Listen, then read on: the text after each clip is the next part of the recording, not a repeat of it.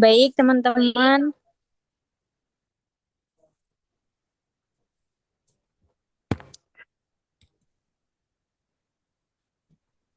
Sebelumnya, aku awali. Assalamualaikum warahmatullahi wabarakatuh. Waalaikumsalam warahmatullahi wabarakatuh. Waalaikumsalam warahmatullahi wabarakatuh. Nah, di sini dari kelompok 4 akan mempresentasikan tentang konstitusi negara dan implementasinya. Yang pertama dari kelompok kami ada Kamelia Rizky Putri, yang kedua ada Tasya Mera Ultrasari, yang ketiga ada Ahmad Bada Sururul Ibad, yang keempat ada Subarul Hadid, dan yang kelima ada saya sendiri Melani Dinisa Fitri.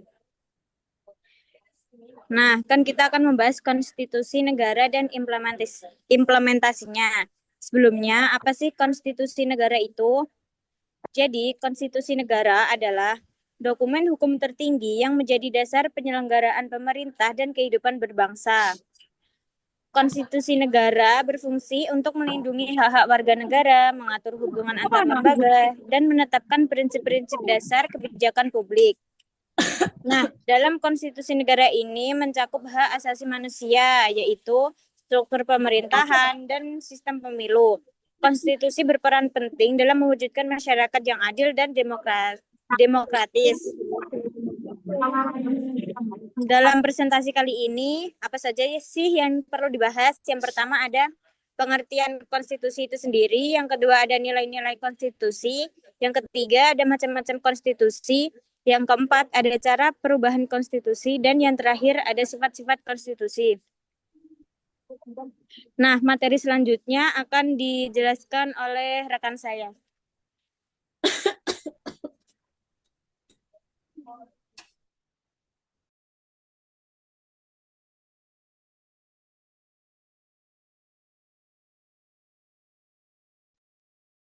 Baik, selanjutnya konstitusi. Konstitusi itu berasal dari bahasa Latin yakni constituo. Sedangkan untuk pengertian konstitusi secara luas yakni setiap ketentuan yang ada kaitannya dengan keorganisasian negara yang terdapat dalam UUD yang berarti konstitusi merupakan dokumen hukum resmi dengan kedudukan yang sangat istimewa, baik dalam bentuk tertulis maupun tidak tertulis. Next slide.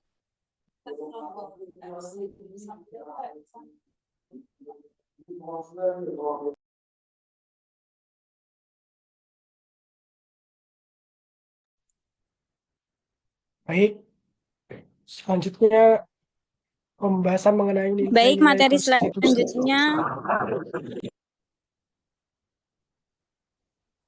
ya bisa dilanjutkan. Baik, terima kasih Kak atas kesempatannya. Selanjutnya adalah nilai-nilai konstitusi. Bahwasanya teman-teman, sebelum kita masuk ke nilai-nilai konstitusi, kita ketahui bersama terlebih dahulu apa itu nilai. Nilai adalah hasil atas pelaksanaan norma-norma dalam suatu konstitusi dalam kenyataan praktik. Nah, yang pertama, teman-teman, di sini ada nilai normatif ya, yang mana konstitusi bukan saja berlaku dalam arti hukum, tetapi juga merupakan suatu kenyataan.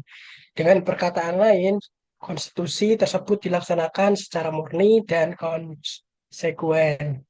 Selanjutnya ada nilai nominal, teman-teman, yang mana hukum konstitusi yang berlaku dalam kehidupan sehari-hari ini tidak sempurna pelaksanaannya karena ada pasal-pasal tertentu yang tidak berlaku dalam kenyataannya.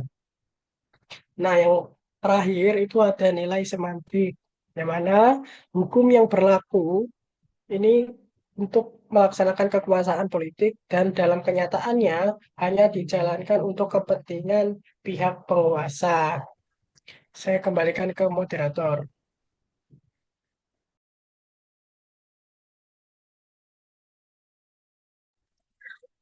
Oke, terima kasih atas materi yang disampaikan. Selanjutnya mungkin bisa dilanjutkan ke slide selanjutnya.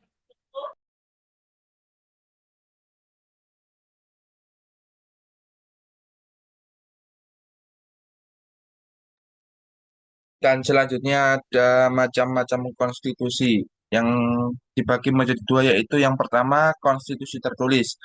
Konstitusi tertulis adalah konstitusi yang dibuat secara tertulis dalam suatu dokumen yang umumnya berupa peraturan hukum yang mengatur pemerintahan.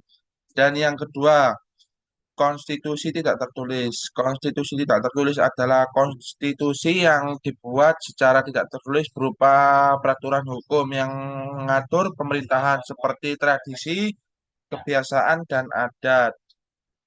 Dan selanjutnya saya kembalikan ke moderator.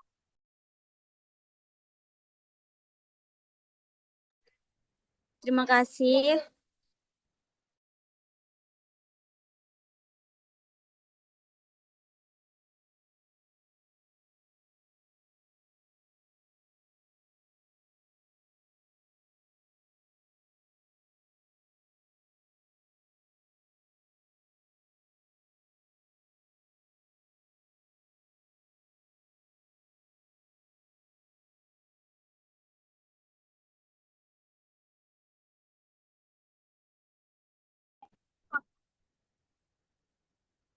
Sate nggak mampu.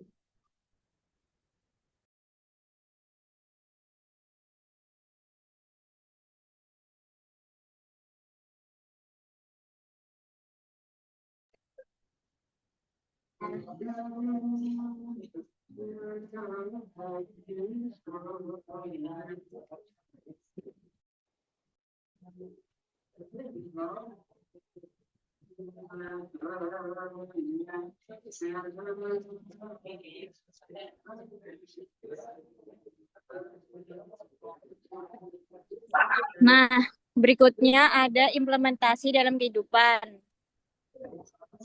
Yang pertama, tidak melakukan diskriminasi terhadap sesama warga negara. Yang kedua, menggunakan hak pilih dalam pemilu sebagai wujud demokrasi. Yang ketiga, menggunakan bahasa Indonesia dalam komunikasi resmi. Yang keempat, menghormati perbedaan pendapat dalam diskusi atau debat publik. Yang terakhir, tidak melakukan tindakan anarkis atau main hakim sendiri. Next slide.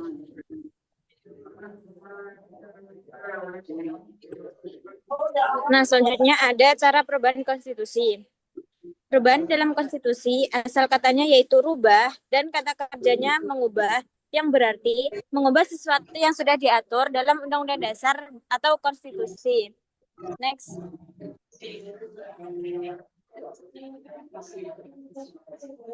Nah, menurut Casey Weir ada 4 macam cara, yaitu yang pertama, beberapa kekuatan yang bersifat primer.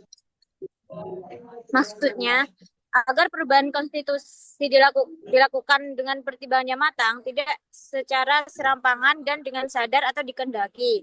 Yang kedua, ada perubahan yang diatur dalam konstitusi. Berarti agar rakyat mendapat kesempatan untuk menyampaikan pandangannya sebelum perubahan dilakukan. Yang ketiga, ada penafsiran secara hukum. Nah, khusus dalam negara serikat, hal ini dilakukan agar kekuasaan negara serikat dan negara-negara bagian tidak diubah oleh masing-masing pihak secara tersendiri. Dan terakhir, kebiasaan yang terdapat dalam bidang ketatanegaraan. Agar hak-hak perseorangan atau kelompok minoritas seperti minoritas bahasa, minoritas agama, dan minoritas budaya itu mendapatkan jaminan. Next.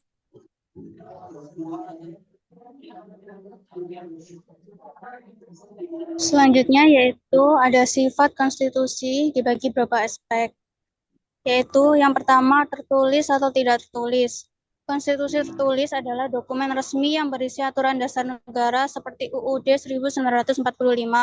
Konstitusi tidak tertulis berupa kebiasaan atau konvensi yang diakui dan dijalankan dalam praktik ketatanegaraan. Untuk yang kedua, fleksibel atau kaku. Konstitusi fleksibel mudah diubah atau diamandemen seperti konstitusi Inggris. Untuk konstitusi kaku sulit diubah karena memerlukan prosedur khusus seperti UUD 1945 di Indonesia yang membutuhkan persetujuan MPR. Yang ketiga, normatif, nominal, atau semantik. Konstitusi normatif berfungsi secara efektif sesuai dengan aturan yang tertulis. Konstitusi nominal ada tetapi tidak sepenuhnya dijalankan sesuai dengan yang tertulis. Konstitusi semantik hanya menjadi alat legitimasi bagi kekuasaan tertentu dan tidak mencerminkan prinsip demokrasi. Untuk yang keempat, demokratis atau autokratis. Konstitusi demokratis menekankan kebebasan hak asasi manusia dan partisipasi rakyat dalam pemerintahan. Untuk konstitusi autokratis lebih menekankan kekuasaan pada satu pihak atau kelompok tertentu tanpa banyak partisipasi rakyat.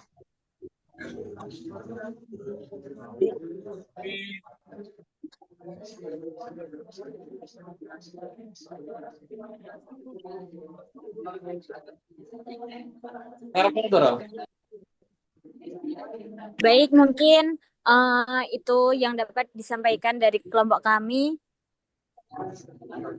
Kurang lebihnya mohon maaf. Kami akhiri. Wassalamualaikum warahmatullahi wabarakatuh.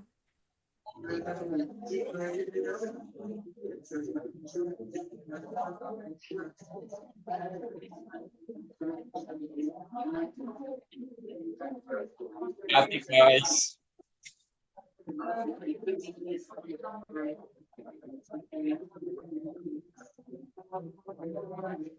Kelompok 2 bisa langsung di-share screen-nya.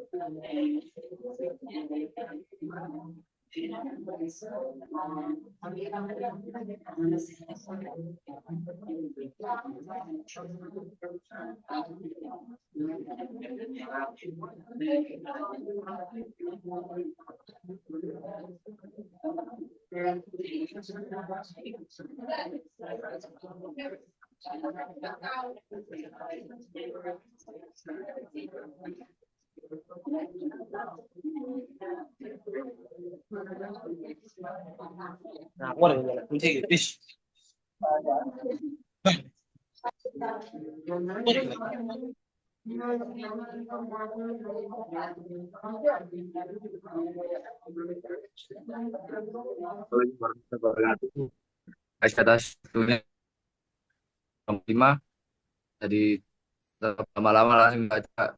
Kalau 5 akan mempresentasikan tentang membandingkan konsep kewajiban hak negara dan warga negara serta implementasinya. Untuk presentator dipersilakan.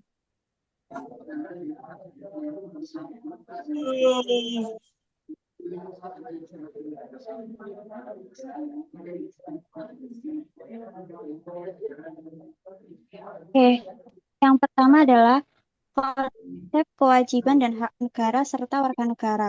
Konsep kewajiban dan hak negara serta warga negara berkaitan erat dengan prinsip hubungan antara pemerintah dan rakyat dalam suatu negara. Konsep ini muncul dari gagasan tentang kontrak sosial yang berarti bahwa negara dan warga negara memiliki peran serta tanggung jawab masing-masing untuk menciptakan tatanan yang harmonis, aman, dan sejahtera. Secara umum, konsep ini dapat dijelaskan dalam beberapa aspek utama. Yang pertama adalah konsep kewajiban dan hak negara. Negara merupakan lembaga yang dibentuk untuk mengatur kehidupan bersama, menjaga ketertiban, serta memastikan kesejahteraan rakyat. Oleh karena itu, negara memiliki kewajiban dalam menjalankan tugasnya. Yang pertama adalah kewajiban negara. Ada beberapa kewajiban negara, yaitu diantaranya adalah melindungi warga negara, menegakkan hukum dan keadilan, menjamin kesejahteraan sosial, memajukan kehidupan bernegara, serta menjaga kedaulatan negara. Yang kedua adalah hak negara. Yang pertama ada menuntut ketaatan warga negara. Yang kedua ada memungut pajak dan retribusi. Yang ketiga adalah menegakkan hukum dan menjatuhkan sanksi. Yang keempat adalah mengelola sumber daya alam.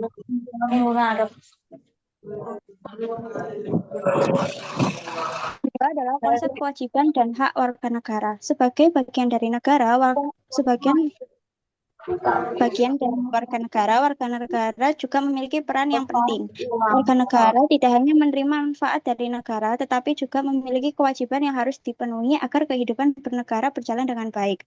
Ada beberapa kewajiban warga negara, diantaranya adalah mematuhi hukum dan peraturan, membela negara, membayar pajak, menghormati hak orang lain, serta ikut dalam pembangunan nasional. Dan ada pula hak warga negara, diantaranya adalah hak atas perlindungan hukum, hak atas pendidikan, kesehatan, dan kesejahteraan, hak untuk berpendapat dan berorganisasi, hak memilih dan dipilih, dan hak atas pekerjaan dan penghidupan. Untuk slide selanjutnya akan dijelaskan oleh rekan saya.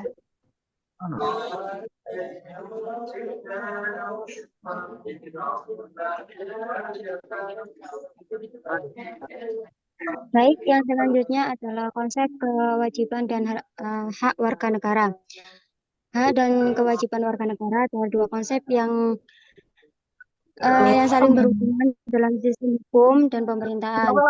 Yang pertama adalah hak warga negara. Hak warga negara adalah sesuatu yang diperoleh atau dimiliki seseorang berdasarkan hukum atau konstitusi suatu negara. Contohnya hak sipil, hak politik, hak ekonomi, hak sosial dan budaya. Next slide.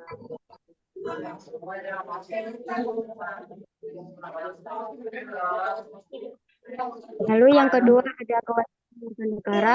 Kewajiban warga negara adalah tanggung jawab yang harus dipenuhi oleh setiap individu sebagai bagian dari negara. Contohnya adalah mematuhi hukum dan peraturan yang berlaku, membayar pajak sebagai konstitusi terhadap pembangunan negara, membela negara jika diperlukan, menghormati hak orang lain, serta menjaga ketertiban dan keamanan. Hukum dan hubungan hak dan kewajiban sangat penting dalam kehidupan bernegara agar tercipta keseimbangan antara kebebasan individu dan kepentingan masyarakat secara keseluruhan. Baik, selanjutnya akan dijelaskan oleh rekan saya. Selanjutnya adalah hubungan kewajiban negara dan warga negara. Hubungan antara negara dan warga negara bersifat timbal balik dan saling memengaruhi. Negara memiliki kewajiban untuk menjamin kesejahteraan, keamanan, dan hak-hak warga negara. Sementara warga negara juga memiliki kewajiban untuk mendukung keberlangsungan negara melalui kepatuhan terhadap hukum, pembayaran pajak, serta partisipasi dalam pembangunan. Ada beberapa kewajiban negara, yaitu yang pertama melindungi hak-hak warga negara, yang kedua menyediakan kebutuhan dasar seperti pendidikan, kesehatan, dan keamanan, yang ketiga membuat kebijakan yang adil dan transparan. Sementara itu ada kewajiban warga negara, yaitu yang pertama menghormati dan mematuhi hukum dan peraturan negara, yang kedua berpartisipasi dalam proses demokrasi seperti pemilihan umum, yang ketiga membayar pajak dan kontribusi lainnya untuk negara. Next.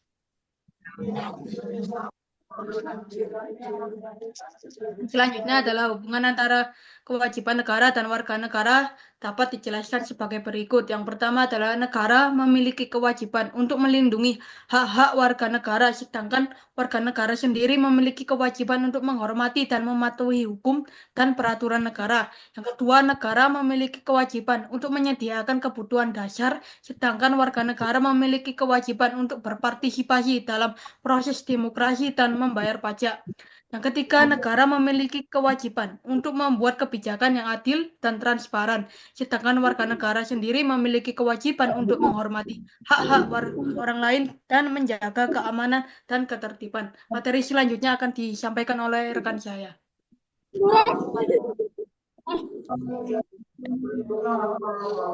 Materi selanjutnya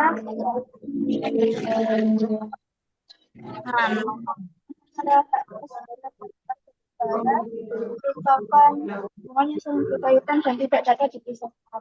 Orang memiliki hak untuk mengatur dan mengelola sumber daya, menjaga keamanan serta menegakkan hukum. Sementara itu warga negara memiliki hak untuk mendapatkan perlindungan keadilan dan kesejahteraan.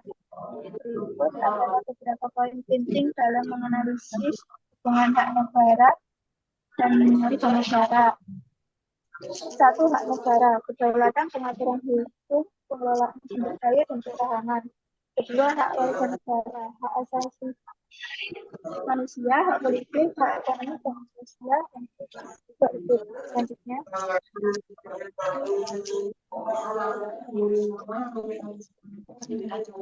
keseimbangan hak warga negara sangat penting untuk menciptakan masyarakat yang adil, makmur, dan harmonis.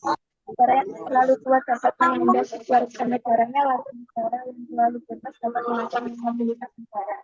Dengan antara hak negara dan warga negara yaitu satu, hak negara dan hak warga negara. Negara berkewajiban untuk melindungi dan melindungi hak Yang ketiga, dalam negara demokrasi, hak-hak negara, warga negara dijamin oleh konstitusi dan undang-undang. Selanjutnya, Mbak, suara ini kurang jelas, Mbak.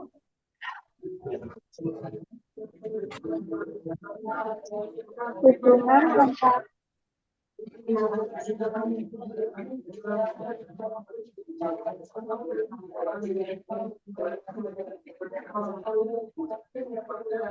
Baik, untuk materi selanjutnya yaitu mengenai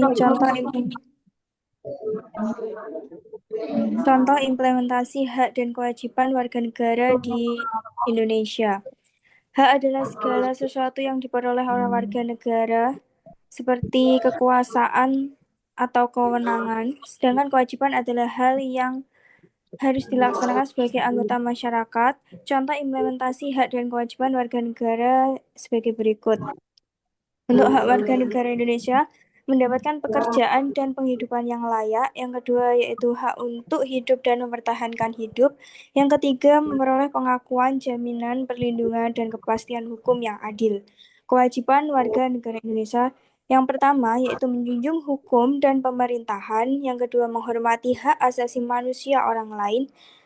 Yang ketiga, membayar pajak tepat waktu. Yang ketiga, menjaga fasilitas umum dan tidak merusaknya. Dan selanjutnya, menjaga ketertiban dan keamanan lingkungan. Next, hak wajib pajak. Yang pertama, mendapatkan pembinaan dan pengarahan. Wajib pajak berhak mendapatkan bantuan dan bimbingan dari otoritas perpajakan dalam memahami dan memenuhi kewajiban perpajakan mereka.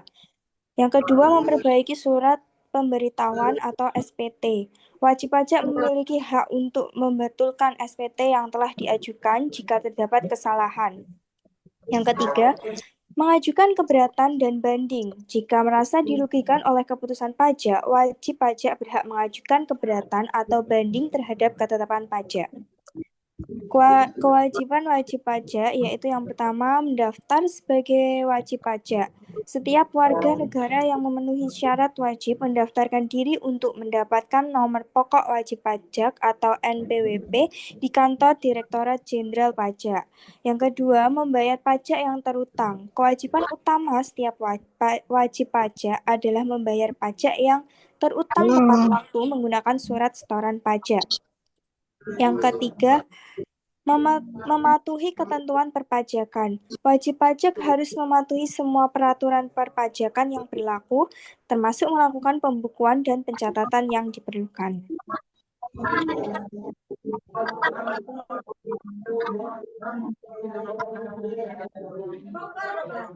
Baik, untuk presentasi kelompok 5. Mohon dimaafkan. Wassalamualaikum warahmatullahi wabarakatuh.